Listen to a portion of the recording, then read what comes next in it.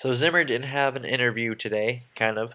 That's all I'm really going to be talking about. There wasn't too much more. He did say that the most important position on that defensive side was a pass rusher, which makes a ton of sense when you start to think about like he did take Danielle Hunter in the third round, that really raw, very athletic, lengthy defensive end who's only 20 years old in the third round, much higher than we really needed to take a defensive end. So the fact that he valued it that high, that answer made complete sense. And then on the other hand, we already have Anthony Barr. So Barr he's going to be having more sacks next year. He had 4 last year. I'm expecting somewhere between 6 to 8 in that range. So I feel like he's going to be more of a pass rush ability because now we have Waynes on one side. We have Xavier Rhodes on the other. We have Captain Munnerlin for the slot. We have Terrence Newman and Josh Robinson kind of backing him up. Josh Robinson, he's not a starter. He's a good backup. He's a quality backup, below average starter. That's what he is. So I think the fact that we can kind of push him into a backup role is just wonderful. So, because he has blazing speed. I know that's the first thing that pops off with him, but like against like average receivers, like he's gonna do okay. Like I don't. He's a very solid player, in my opinion. Like you can't put him up against the elite guys like a Des Bryant, a Brandon Marshall. We know what happens when we put him on those guys. It's not pretty, not at all. You want him covering guys more like maybe the washed up elite guys, I guess you can say, or like more the average people, like a Wes Welker. Uh, who else is pretty average nowadays? We have who's that one guy? I don't know. I forget his name.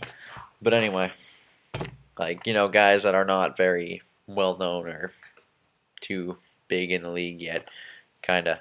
So just those average-ish receivers. So I think he can do that just fine. And then we're also talking about a guy that would be fresh off the bench by the time he comes into the game if he has to substitute for Waynes or Rhodes or maybe Munnerlin. I don't like him in the slot, but if he has to play the slot, at least he's going to be fresh off the bench. He's not going to be gassed out by the third quarter, which is good. So there's that. There was also one question in that interview that was very indirectly directed at Patterson. The question was somewhere along the lines of, where do you start to go away from a talented player?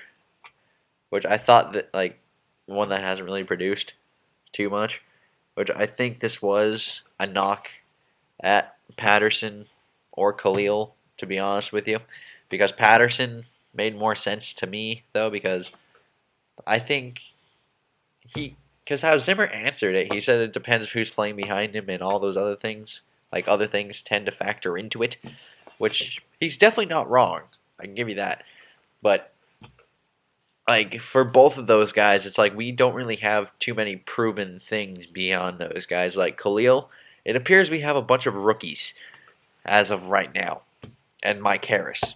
That's what it looks like right now. So I kind of like my chances with Khalil more. And then Patterson, we have a bunch of guys who can't run routes, which is my main issue with this receiving corps. So we have guys like Mike Wallace, Patterson, Jarius Wright, Stephon Diggs, who I think has the potential to actually become a pretty good route runner here.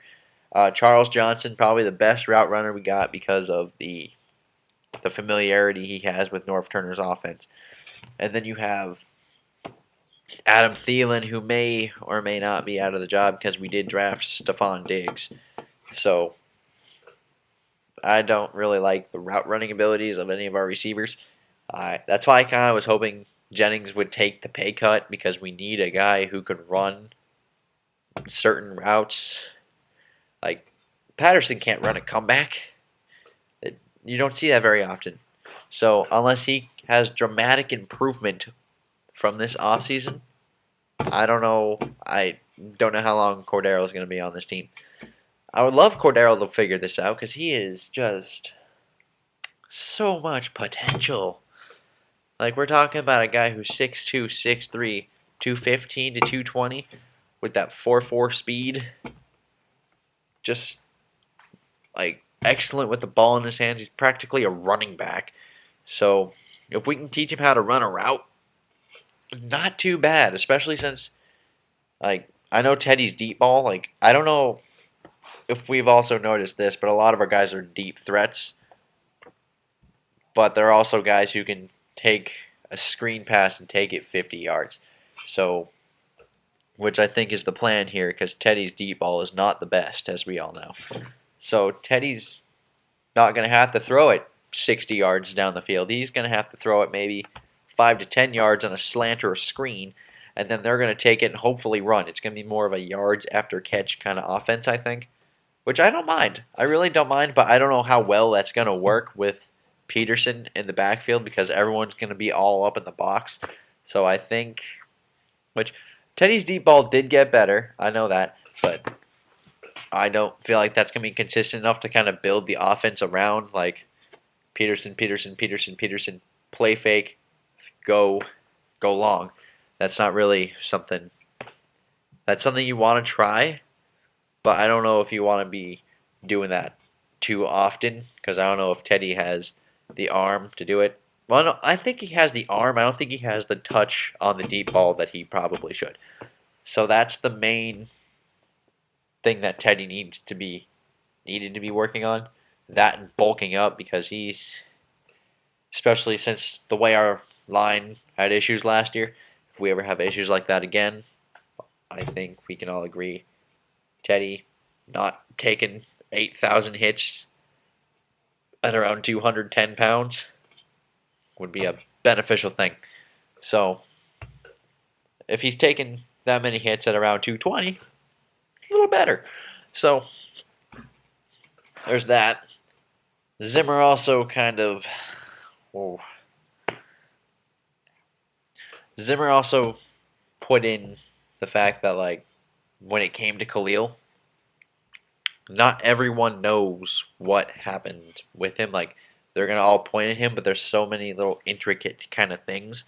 Like, there's going to be little things, like, you don't know what his assignment was. So it's like, when you see people go out there and be like, he was horrible. It's like, well, you weren't in the huddle. You don't know the play. You don't know these other things. And generally, it goes from inside out. So if there's a guy coming from here or here, he's going to take the guy here. Because inside pressure gets there faster. And because straight lines usually get there first. So a guy who's coming around the edge, as opposed to a guy who's coming right up here, he's going to shift over to the guy coming here. So the guy over here is probably going to be on the back, which I think was our problem last year. We didn't have a back who could really take on guys who were coming in because our left guard wasn't really too stabilized last year. And Khalil playing with his injured knees that obviously got surgery, which I did have in a separate video at one point. The surgeries weren't too major at all. They were not major at all. So I expect him to actually play next year and play pretty well, but not like he's gonna be solid. I'm not expecting Pro Bowl, but I'm expecting a better year. That's it. I think that's a very reasonable expectation for him. He's gonna be a solid left tackle next year. So I feel like, and then we're gonna get Fusco and Loadholt back, so that's gonna help. And then hopefully we're gonna have.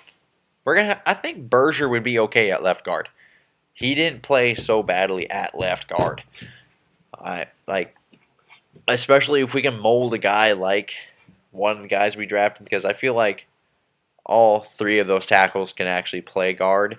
Even though, I don't know if Clemmings could be a better tackle, because Loadholt is getting up there in age. So once he hits the downfall, I think the plan might be to put Clemmings on the right side with Khalil, and then I don't know.